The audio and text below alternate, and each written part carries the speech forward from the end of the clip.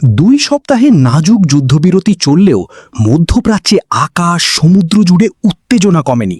বিস্তারিত জাকারিয়া হোসেনের ডেস্ক রিপোর্টে। 2 সপ্তাহে নাজুক যুদ্ধবিরতি চললেও মধ্যপ্রাচ্যে আকাশ সমুদ্র জুড়ে উত্তেজনা কমেনি, বরং নতুন করে শক্তি প্রদর্শনের পথে হাঁটছে যুক্তরাষ্ট্র। কূটনৈতিক আলোচনার পাশাপাশি সামরিক প্রস্তুতিও জোরদার করে ওয়াশিংটন যেন স্পষ্ট বার্তা দিতে চাইছে যে সমঝোতা না হলে বিকল্প পথও প্রস্তুত।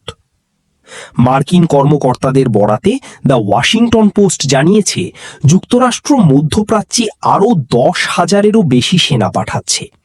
এর মধ্যে প্রায় 6,000 সেনা বহন করছে বিমানবাহী রণতরী USS জর্জ H.W. বুশ।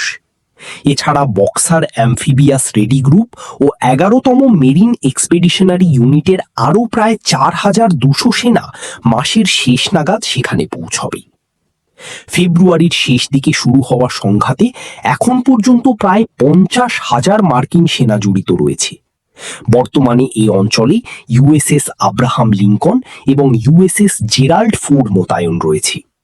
নতুন রণতরী যুক্ত হলে মোট সংখ্যা দাঁড়াবে 3, যা সামরিক উপস্থিতিকে আরও দৃশ্যমান করে তুলবে। এদিকে হরমুজ প্রণালীতে যুক্তরাষ্ট্রের নৌ অবরোধ কার্যকর করা হয়েছে বলে দাবি করছে মার্কিন সেন্ট্রাল কমান্ড সেন্টারকম। তবে সামুদ্রিক তথ্য বলছে কিছু জাহাজ এখনও এ পথ অতিক্রম করতে সক্ষম হচ্ছে, ফলে অবরোধের কার্যকারিতা নিয়ে প্রশ্ন উঠছে। কূটনৈতিক দিকেও তৎপরতা চলছে। মার্কিন প্রেসিডেন্ট ডোনাল্ড ট্রাম্প জানিয়েছেন, খুব শিগগিরই পাকিস্তানের ইসলামাবাদে ইরানের সঙ্গে নতুন দফায় আলোচনা শুরু হতে পারে। আগের বৈঠকে কোনো সমঝোতা না হলেও উভয় পক্ষই আলোচনার পথ খোলা রেখেছে।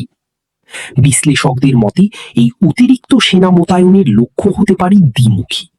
একদিকে ইরানের ওপর চাপ বাড়ানো, অপরদিকে আলোচনায় ব্যর্থ হলে দ্রুত সামরিক পদক্ষেপ নেওয়ার প্রস্তুতি রাখা। আগামী 22 এপ্রিল যুদ্ধবিরতির মেয়াদ শেষ হওয়ার আগে এখন পরিস্থিতি কোন দিকে মোড় নেয়, সেটাই এখন আন্তর্জাতিক মহলের প্রধান নজর।